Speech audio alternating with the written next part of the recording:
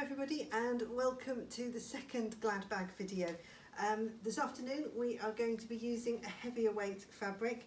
This is an upholstery fabric, a curtain fabric. This one actually is a sample that's been donated to us, but we also have some curtains that we're going to use for them. So one thing with these is it needs to be the kind of upholstery fabric that can go through the washing machine. Ideally they need to be washed at 60, so it can't be one of the ones that has sort of little embroidery bits or is made of a material that won't machine wash. So cutting out the bag, one thing to think about with the material is whether you've got a material that will work both ways up or not. So for the other bag I made, the duvet one, it was with the check fabric, which is the same going both ways, so we could have one long piece that looped round. Now if you look at this fabric, you can see that all the flowers have stalks, so if you ended up with one of the pieces with the stalks pointing at the sky, it might look a little peculiar. So for this one, I'm cutting two separate pieces so that the flowers can stay the right way up on the bag.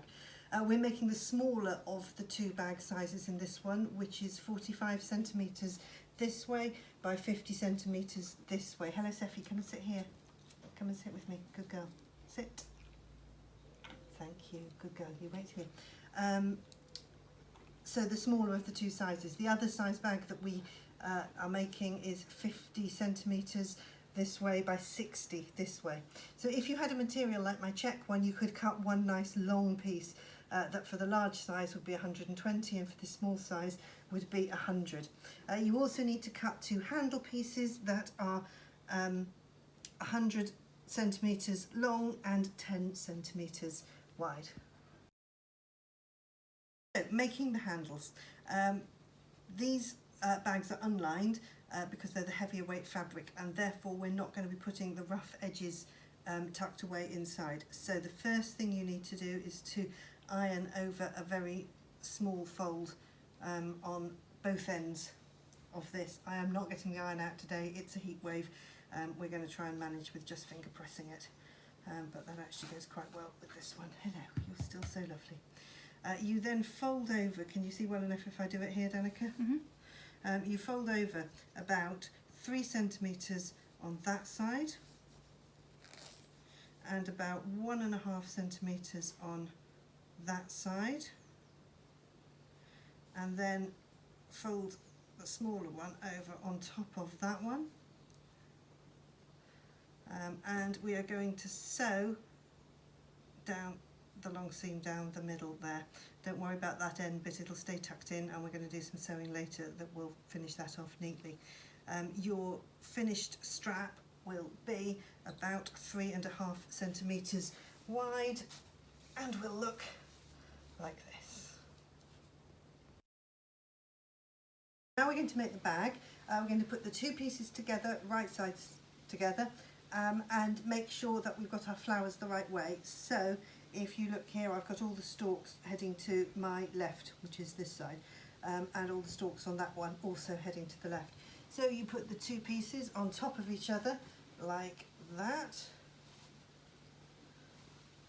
and then we are going to sew down one side, across the bottom, up the other side, and then finishing it off with a zigzag. If you decide you want to do French seams, obviously you put them wrong sides together and do your French seams. Either zigzagging or French seams works well. I've sewn along here and here, and I've zigzagged along here. Before I zigzagged, I cut the corner off. It's really hard to see, isn't it, with the white thread on here, but you can see there's the line of stitching there to there, so I've just cut it off there so that we haven't got the bulk of that corner when we turn it the other way out. But the next thing that I'm going to do is to put a hem along the top. So we are, again, please iron if you would like to, we are just going to do a double fold along the top like that, and stitch, machine stitch along there to hold it down. And here is the hem sewn along. We've got our bag here with the two corners. We're going to give it a rectangular base, which will end up with sort of 4 corners on the bottom. This is Janet's method and I love it. So I've got my finger in one corner here. You open it out and you align the side seam with the bottom seam, or with the crease along the bottom if you've chosen the fabric that you can just fold over rather than do that extra seam that I've done. So there we are. It's quite nice and easy to line up when you're using the seam because that goes down there.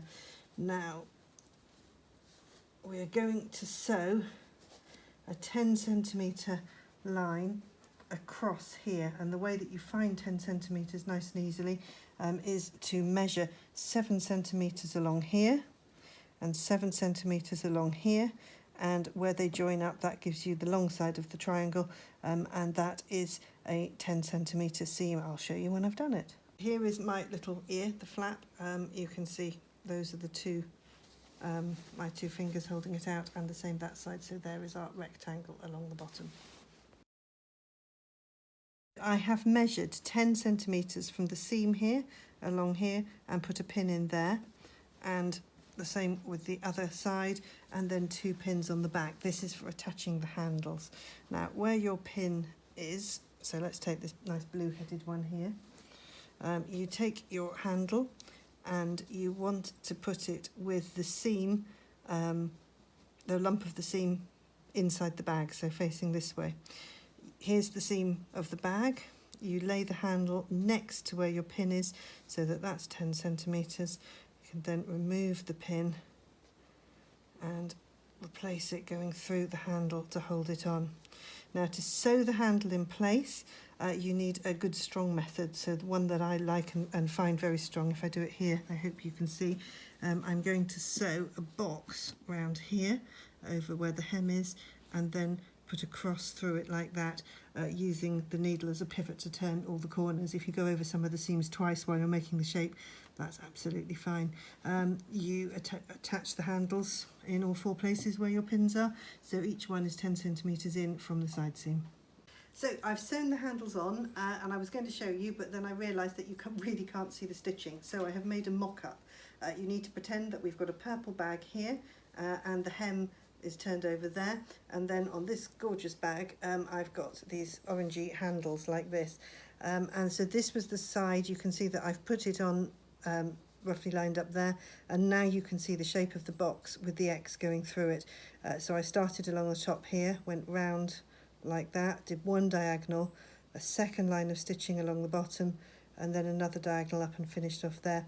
So when you turn it over to the front, and when you've tidied it up and taken your loose seams off, you've got a box with an X in it there. It's the same shape as you get on a rugby shirt at the bottom of the placket. So that I'm now discarding.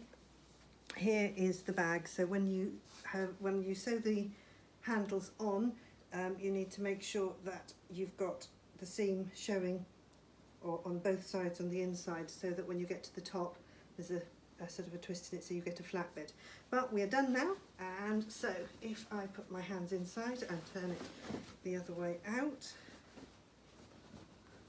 and here we go, just push through the corners. You can see the 4 corners there of the base, and this is the medium-sized bag we made this afternoon, and there it is, all ready to put in the things that are needed.